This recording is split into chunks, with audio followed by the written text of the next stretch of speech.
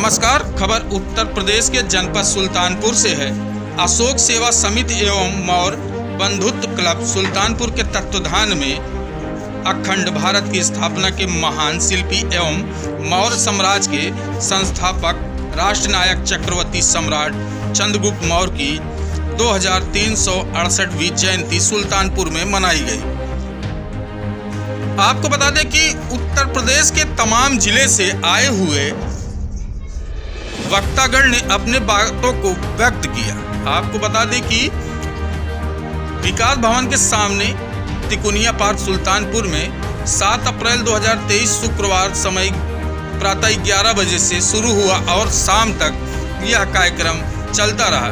आपको बता दें इसके मुख्य अतिथि के रूप में जन अधिकार पार्टी के राष्ट्रीय अध्यक्ष बाबू सिंह कुशवाहा रहे।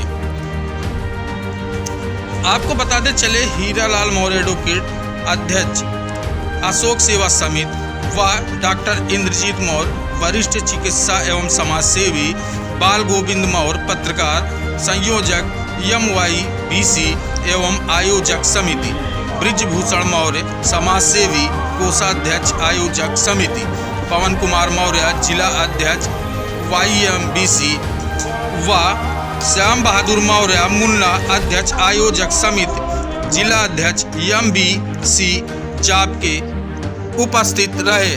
आपको बता दें सुबह से शाम तक यह कार्यक्रम तिकोनिया पार्क में चलता रहा। आपको बता दें कि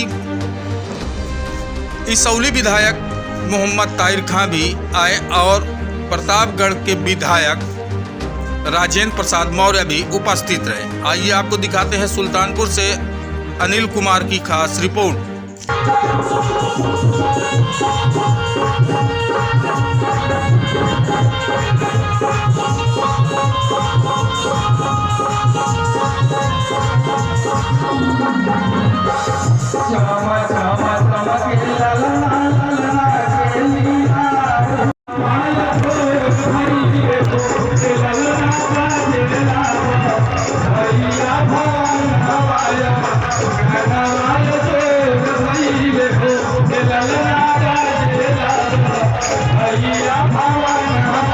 जी बताना, पूछिए प्रश्न।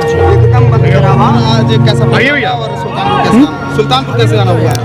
आज अखंड भारत के निर्माता चक्रवर्ती सम्राट चंद्रगुप्त मौर्य की जयंती थी। उसी मौके में मैं आज यहाँ पर आया हूँ और जो उन्होंने हमारे देश के लिए योगदान दिया है, हमारे देश का अगर किसी ने निर्माण किया, अखंड भारत बनाया, तो चक्रवर्ती सम्राट चंद्रगुप्त मौर्य ने बनाया।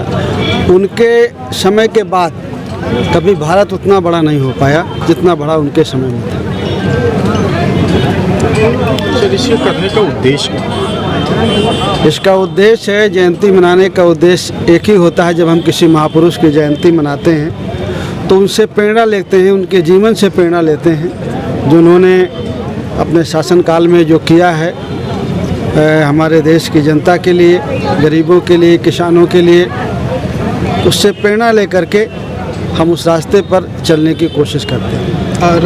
मन से लगातार जो है राजनीतिक ध्रुवीकरण की बातें हुई, मन से लगातार राजनीतिक ध्रुवीकरण की बातें हुई, उसको लेकर क्या करेंगे? नहीं, राजनीति का कोई मंच नहीं था, ये राजनीतिक मंच नहीं था। सभी पार्टी के लोग थे यहाँ पर और ये बात हुई है कि हमें राजनीतिक जागरूकता लानी चाहिए, अपने वोट के अधिकार को समझना चाहिए ताकि हमको भी हक हिस्सा मिले। सर, क्या ये नहीं लगता कि नई शिक्षा नीति आई उसमें इतिहास को मिटाया जा रहा है?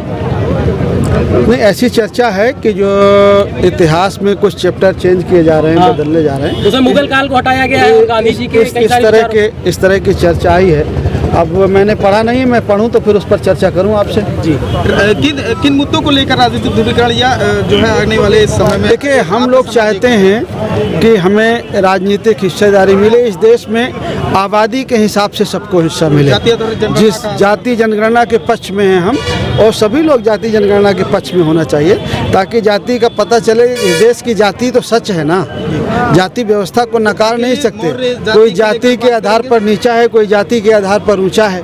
तो जब जाति ही यहाँ है तो जाति जनगणना होकर के पता चलेगी किसकी आबादी कितनी है और उस आबादी के हिसाब से सबको हिस्सा मिले। सर, क्या नहीं लगता कि नीतीश कुमार बिहार में अशोक की जयंती को राष्ट्रीय अवकाश के रूप में, राष्ट्रीय पर्व के रूप में मनाते हैं, यूपी में नहीं मनाना चाहिए?